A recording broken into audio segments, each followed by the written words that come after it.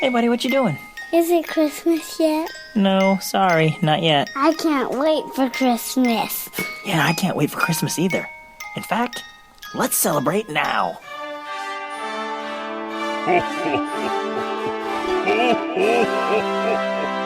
Welcome to the Can't Wait for Christmas podcast.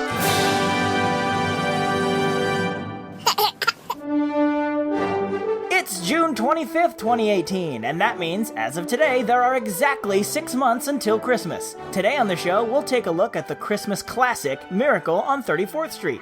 We'll also give you 5 ways to celebrate Christmas in July this year, add some Christmas to your nights, decide what we should call ourselves, and we'll hear the synopsis for our latest attempt to write a flick with all the hallmarks of a great Christmas movie. Okay, let's start the show.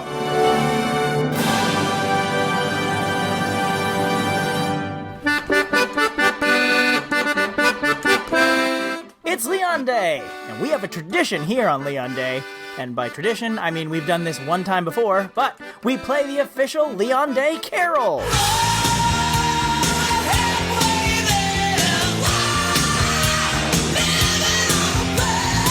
Thank you, Mr. Jovi and your Jovettes. We are officially halfway to Christmas, only 6 months left to wait. But as the name of this podcast says, I can't wait for Christmas. I need a little Christmas now. We need a little Christmas now.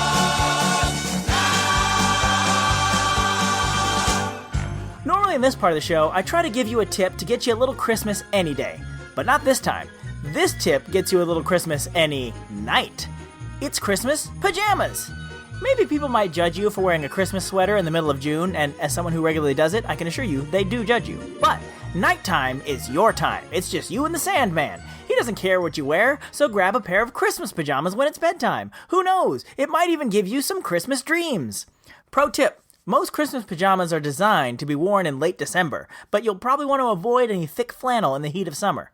So, if you gotta order some special lightweight Christmas pajamas just for the summer, well, then that's what you gotta do. That's what the internet is for. So there you go. May all your dreams be jolly dreams. Christmas pajamas. Do that thing.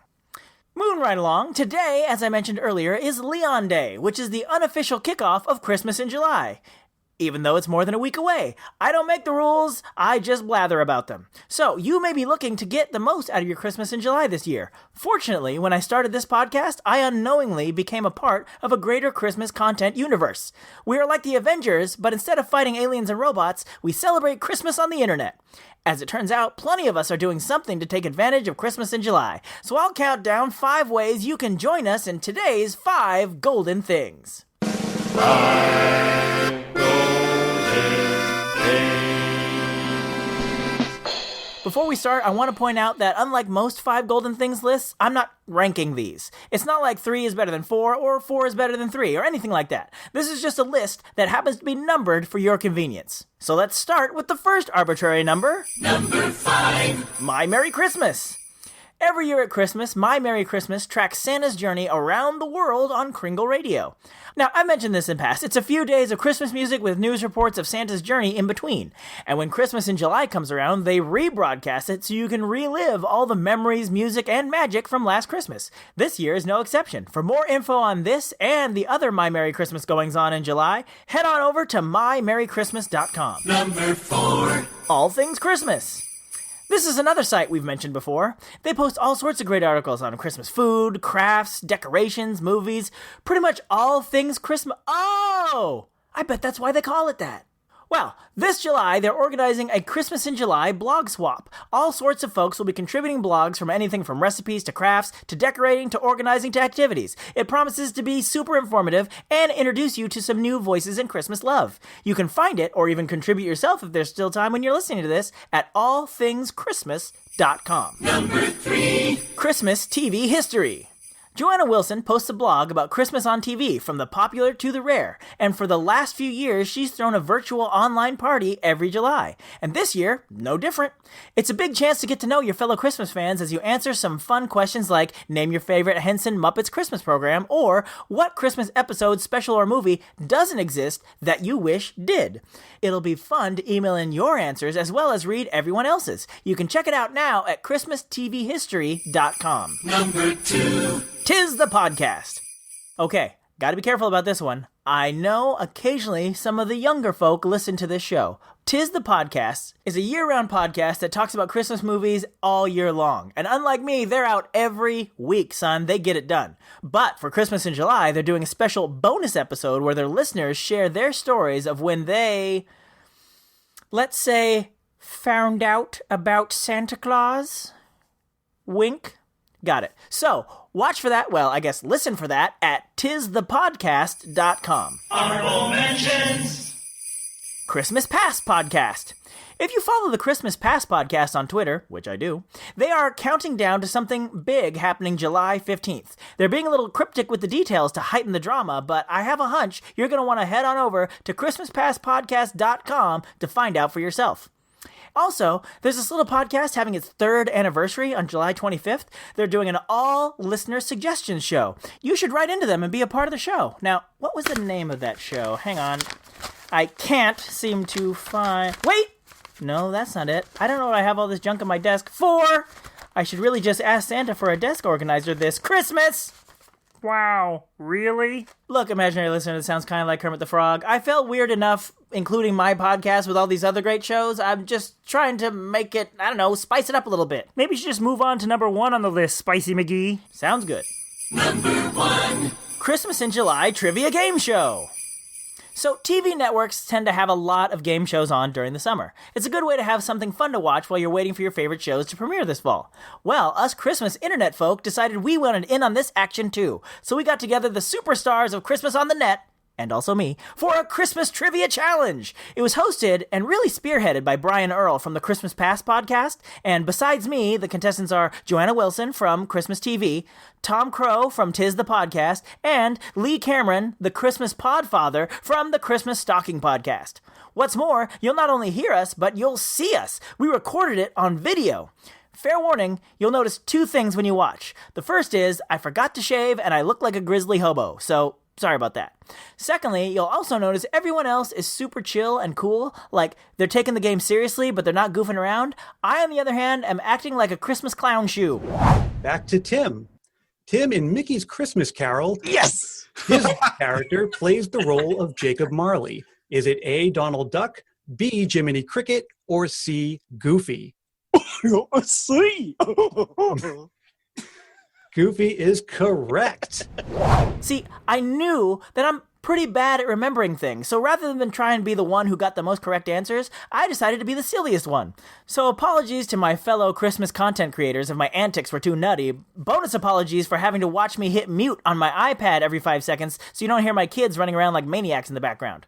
But keep a lookout for that. Brian told me the video was going to be part of the Christmas Past surprises on July 15th. Now, if you weren't writing all those websites down, don't worry. I linked them all in the show notes of this episode. But do you have any Christmas in July on the web events or happenings you'd like to share? Let us know on Twitter at ChristmasPod or on Facebook, Can't Wait for Christmas Pod, so we can share them with everyone else. Speaking of sharing, you are good enough to share your thoughts with me so that I can share them with everyone in a little segment we like to call Santa Babb's Mailbag. Santa Babb, he is gonna read some emails from you, or tweets, or Facebook messages too. Santa Babb, he is opening up his mailbag tonight. Just a reminder, next episode will be all listener feedback and suggestions. So be sure to write in with your 5 golden things idea, your Christmas Now ideas, your Who Sang It Best ideas, or even a topic that you want to hear discussed at length. But let's get to some emails that are already in the bag, like this one from Chris in London. Chris writes, "Hey man, love the podcast. Little bit of Christmas joy I get each month is excellent and just enough to get me through. Listening to your pod about having Christmas-related ornaments still up reminded me I still have my Christmas shower curtain up, and I really don't want to take it down, despite my mom urging me to do it every week. Thanks, Chris, and you stay strong, buddy. At this point, it's Leon Day. Now that it's been up for at least half a year, there's no point in taking it down now. You just have to ride it all the way back through till Christmas again. I mean, you're gonna have to put it back up in 5 months anyway, so good luck, and merry showering. Speaking of leaving decor up a bit longer than, quote, normal people do, here's a Facebook message we got from Tim.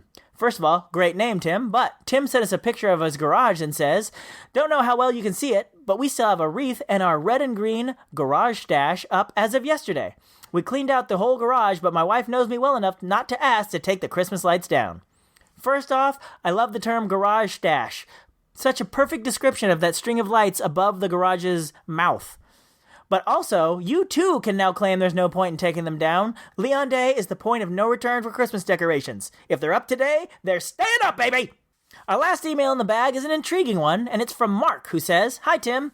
While listening to your last great episode, I started wondering what fans of your show are called. I think the phenomenon of nicknaming fans started in the 90s with Trekkies. Once Upon a Time fans are called Oncers, and fans of When Calls the Heart are known as Hearties. While I'm not a fan of those shows, I am of yours, so how should I introduce myself?" You're not a fan of Star Trek, Mark? Oh, it hurts me. Anyway, on with the letter. There seems to be a few rules about nicknaming fans. Apparently, you must use one of the words of the title of the show, and then add a suffix to personify the name. Following those rules, I came up with Cantors. I thought I had nailed it because the nickname hints at caroling. When I fact-checked it, I discovered that canter is a type of horse walk.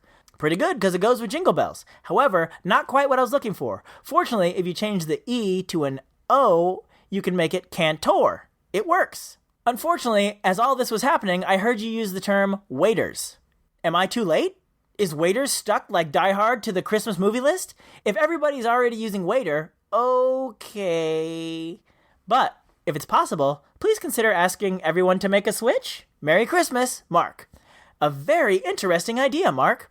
The name Waiters was suggested by a listener who sadly will not get credit because I cannot find the email message or tweet or Facebook or whatever it was that they came up with the idea. I feel like it must have read it on the show at some point because it stuck. But it's my understanding that the fandom picks their own name. So I leave it for you to decide. I put up a poll on the show notes of this episode at can'twaitforchristmaspod.com. You can vote for waiters, cantors, cantors, or you can make your own suggestions, like maybe canties, or maybe waitheads. I'll leave the poll up until July 24th, and I'll announce the winner on our July 25th show. Also, my apologies for not naming the show something easier to make a nickname out of. Like, I could have called this podcast Christmas Babylon, and you could call yourself Babketeers. But while you're deciding on a name, I've decided to move on to our feature segment. We're going to head back to the golden age of Hollywood as we look at the 1947 classic Miracle on 34th Street.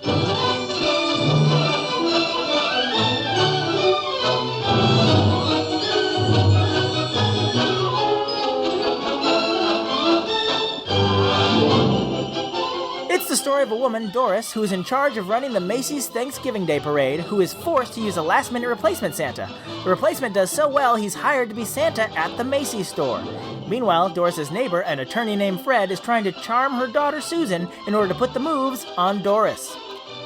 No, he straight up admits this, like early on in the movie. That is totally what he's doing. Anyway, it turns out that Santa thinks he's the real Kris Kringle. This leads to him eventually being put on trial with Fred as his lawyer. Can he convince the world he really is Santa? And more importantly, convince Doris and Susan about the importance of having faith? Of course he can. It's a Christmas movie. You see, Mrs. Walker, this is quite an opportunity for me. For the past 50 years or so, I've been getting more and more worried about Christmas. Seems we're all so busy trying to beat the other fellow in making things go faster and look shinier and cost less that Christmas and I are sort of getting lost in the shuffle. Oh, I don't think so. Christmas is still Christmas. Oh, Christmas isn't just a day. It's a frame of mind. And that's what's been changing. That's why I'm glad I'm here. Maybe I can do something about it.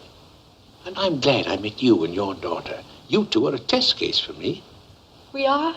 Yes, you're sort of the whole thing in miniature. If I can win you over, there's still hope.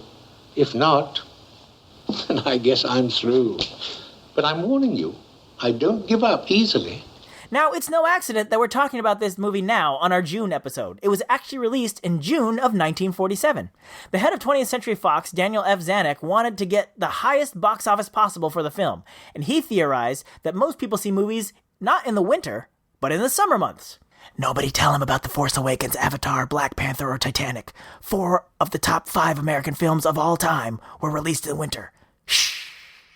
Regardless, Zanuck insisted on the film being released in the summer. Excuse me, technically, June 4th is not the summer, it is still the spring. It doesn't become summer until June 21st. Hey, this is not the climate podcast. It's a Christmas podcast. Bugger off. Alright, but you're being scientifically inaccurate. Bah humbug.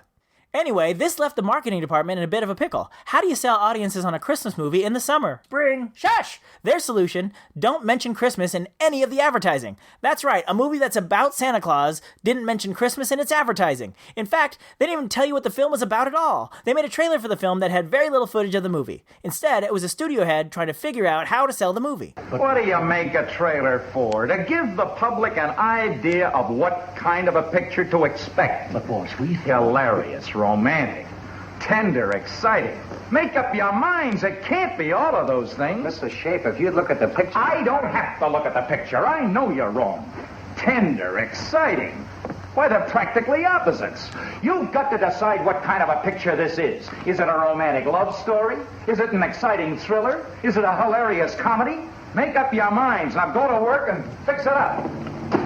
Hey, Rex, how are you? Say, Rex, have you seen Miracle on 34th Street? Yes, or the preview. I've never heard laughs like it in the theater before. Oh, is that right? Don't miss it. I was crazy about it. You really think we've got something, huh?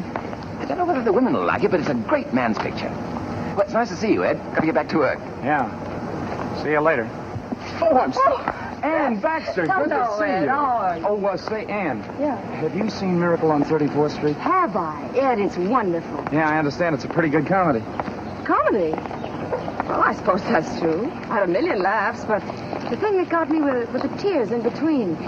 It's so tender and charming and warm. I don't know how the men are going to like it. It's a great woman's picture. Is that so? Oh, there's one scene between John Payne and Maureen O'Hara where he's trying to prove... No, I'm not going to spoil it for you. You go and see it. Side note, I wish studios did more of this stuff today. Nowadays, if you see a trailer for a movie, you've spoiled like 90% of the plot for yourself. I'd love it if the trailer for the next Avengers movie was just Kevin Feige asking random stars in the Disney lot what they thought of the movie. But anyway, the strategy worked because the movie came out in June and people flocked to it. In fact, people kept going to see it so often that it was still in theaters by the time Christmas rolled around. As much as everyone loved it, there was one person who initially didn't want to make it. Maureen O'Hara, who plays Doris. The movie was filmed in 1946, right after World War II ended. You see, Maureen was from Ireland and had come to the United States to act. But when the war broke out, the United States government didn't let any Europeans travel back to their home countries. So finally, when the war ended and the travel restrictions were no longer in place, she booked it home to Ireland to visit her family. However, not long after landing, she got a call from the studio saying she had to get back on the plane and return to America to film what would be Miracle on 34th Street. Needless to say, Maureen was not having it. She told her agent she was just going to quit acting rather than being forced in to make this movie. However, her agent insisted she read the script, and when she did, she fell in love with it and she was fully on board. I fired him. Who? Santa Claus. What? He's crazy. He thinks he is Santa Claus. Why, I don't care if he thinks he's the Easter Bunny. You've got to get him back. He's insane, I tell you. We'll just have to hire somebody else and have him do the same thing. No, you heard what Mr. Macy said. We've got to keep him. But what if he should have a sudden fit or something? Oh, no, I've got to tell Mr. Macy. But maybe he's only a little crazy, like painters or composers or some of those men in Washington. Now, the story of the movie starts during the famous Macy's Thanksgiving Day Parade, and if you thought they did a pretty good job of recreating the parade for the movie, that's because they didn't. They actually filmed the opening at the actual parade. In fact, Edmund Gwenn, who plays Santa in the film, actually played Santa in the parade that year. The film crew just set up cameras along the parade route so they could capture what they needed. But that wasn't the only on-location filming they did. They also filmed at the Macy's department store in New York. Of course, they couldn't do this during the day when it was full of customers, so they had to film at night. Maureen O'Hara and Natalie Wood, who plays her daughter Susan in the film, loved this. Between takes, they would roam the store and try on all sorts of different outfits. In addition, when they were filming the exteriors of the scene in front of the house at the end of the movie... Spoilers? You know what, Kermit Guy? I think we've run the spoilers gag into the ground. When has running a joke into the ground ever stopped you? Fair enough. Anyway, it was so cold when they were filming those scenes that the cameras stopped working. Fortunately, a neighbor let them come inside and warm up. After filming, Maureen O'Hara took the homeowners out to dinner at New York's Club 21, which I assume is almost as awesome as going to Club 33. Ha ha! One of the biggest hurdles the film had to clear was after the production was complete. You see, a lot of the plot revolves around not only the Macy's store, but also their rivalry with the Gimbel store. Now, this was a very real rivalry that the two stores had. In order to get their permission to use their names in the film, the filmmakers gave the stores final approval on the film. If either one saw the movie and didn't like how they were portrayed, they had the power to prevent the film from being released. The filmmakers would have had to go back and do lots of expensive reshoots to remove any mention of the stores from the finished film. So the heads of Macy's and Gimbel's got a private screening of the film before it was released, separately of course, and fortunately they both loved it. In fact, when the film was released, Macy closed their New York store for part of the day and paid for all their employees to see a screening of the film. From now on, not only will our Santa Claus continue in this manner, but I want every salesperson in this store to do precisely the same thing. If we haven't got exactly what the customer wants, we'll send him where he can get it. No high pressuring and forcing a customer to take something he doesn't really want. But after all, we'll be known as the helpful store, the friendly store, the store with a heart, the store that places public service ahead of profits. And Macy's weren't the only ones who liked it. It was nominated for 4 Academy Awards, including Best Picture, which it unfortunately lost to Gentleman's Agreement, but it won the other 3, Best Original Story, Best Screenplay, and Best Supporting Actor, Edmund Gwenn. Best Supporting Actor, Edmund Gwenn of The Miracle on 34th Street.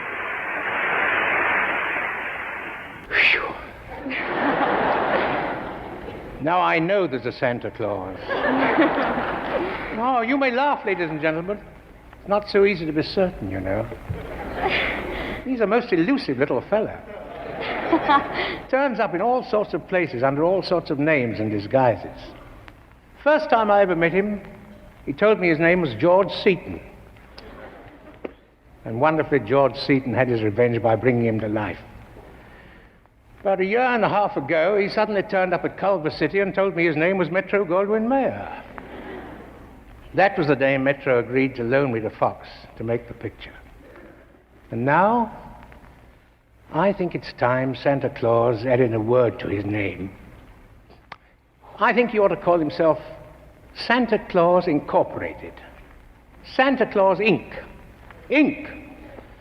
For then it will embrace all you wonderful, wonderful, kind people who have done me the honor of making me stand here tonight. Thank you, all of you, for making the evening of my life such a happy one.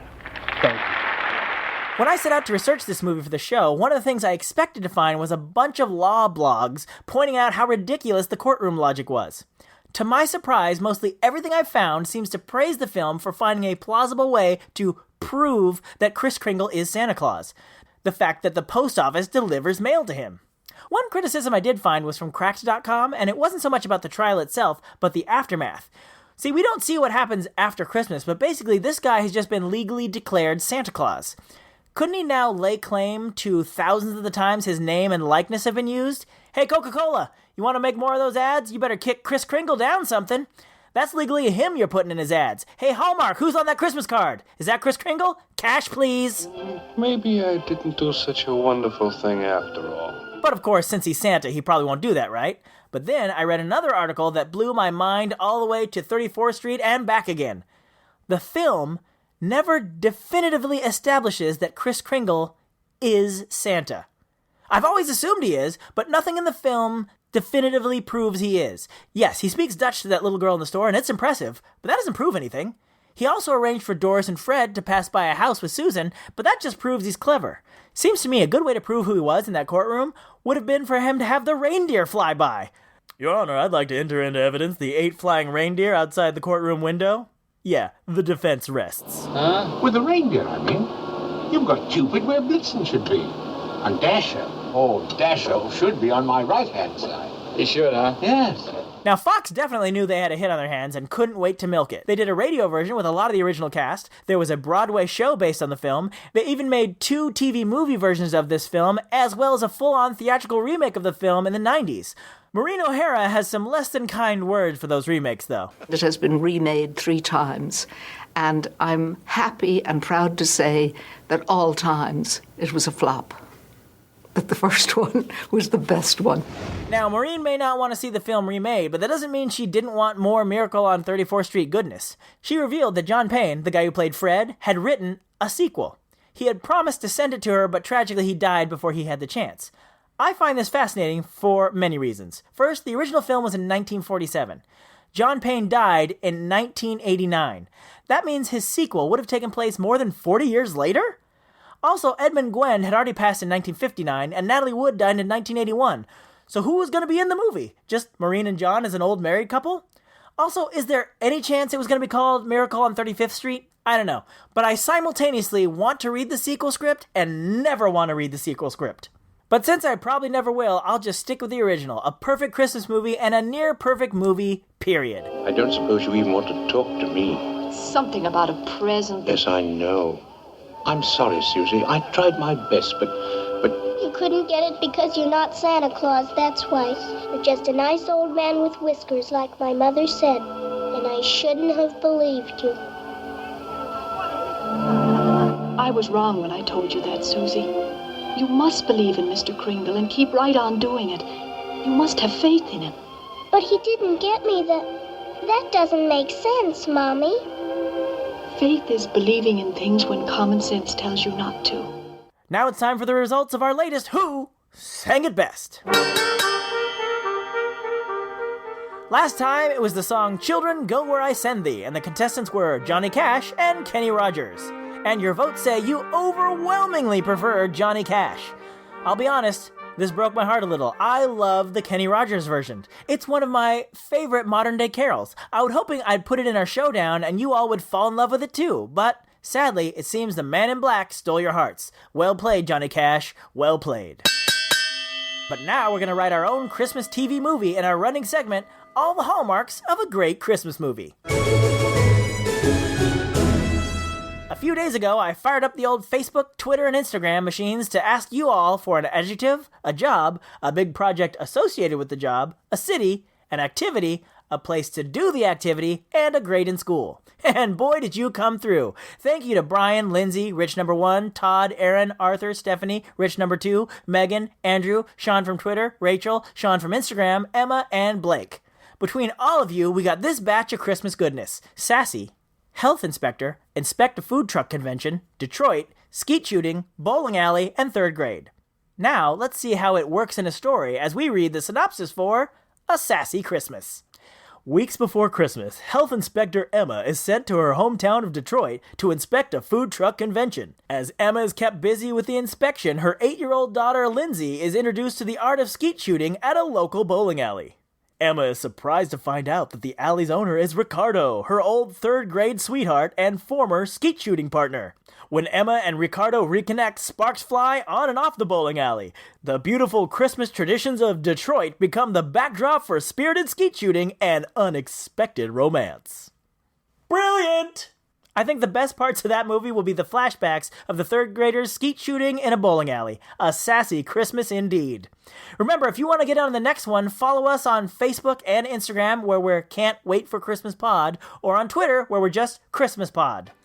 And that's our show. Don't forget, next episode is our 3rd year anniversary listener suggestion show, so be sure to send us a note about what you'd like us to talk about. Remember, our email is christmas@tancast.com. Tan, like the color, cast, like a podcast. And don't forget to go to the show notes at can'twaitforchristmaspod.com to vote for what you think fans of the show should be called. And while you're there, be sure to click on the links for all the great Christmas in July stuff from our fellow online Christmas content creators. And keep an eye out for the big Christmas trivia game show coming July 15th. That ought to keep your Christmas spirit flowing for a while, so until next time, keep laughing all the way.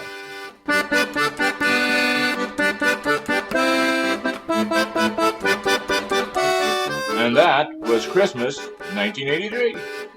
Actually, Dad, it's 2018. Oh. Ho, ho, ho. Thank you for listening to the Can't Wait for Christmas podcast. If you like what you hear, please subscribe to us on iTunes, or we're available on Stitcher and Google Play as well. If you'd like to leave a comment on this or any episode, go to our official website at can'twaitforchristmaspod.com. While you're there, you'll find a link to our official Zazzle store, where you can grab customizable t-shirts, ornaments, bumper stickers, and all sorts of other Christmas merchandise all year long. You can also connect with us on our Facebook page, facebook.com/can'twaitforchristmaspod. Or on Twitter, we are @ChristmasPod. Or you could always send us an email directly at christmas@tancast.com. The Can't Wait for Christmas podcast is part of the Tancast Podcast Network. We Wish You a Merry Christmas was performed by the United States Marine Corps Band, and this amazing version of Jingle Bells on the accordion was performed by the wonderful and talented Kristen Nowicki. All other music and sounds used in this episode are the properties of their individual copyright holders, and no infringement is intended. Okay, boys, did I forget anything? God bless us, everyone. Ho, ho, ho!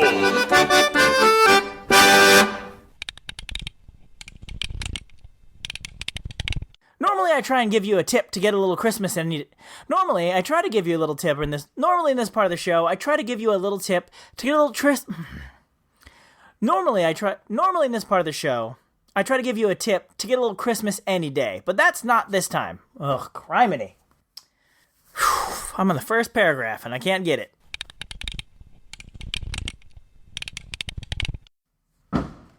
Really? Now someone's setting off fireworks. It's Leon Day Eve. It's not even July, much less 4th of July. Apparently, you must use one of the words in the title of the show and then add a suffix to personify the name. Or is it personify? Personify. Tim is good at reading. No. I'll leave the poll up until July 24th and I'll announce the winner on our July 5th show. Nope, we don't have a July 5th show. I didn't type that right.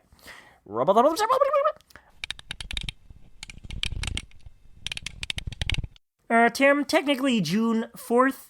When did I say June 4th? Is that when it was released? Nope.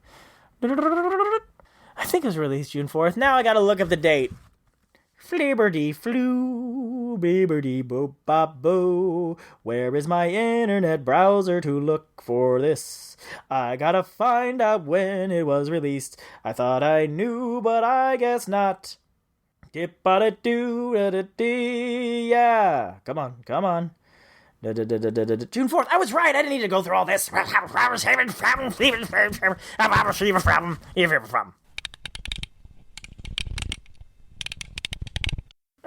Excuse me, technically, June 4th is not the summer, it is still the spring. It doesn't become summer until June 21st. It doesn't become summer until June 22nd. It doesn't become summer until June 20th. I decided not to look that up now. I'll look it up later, but I've recorded all 3 versions of when I think summer starts.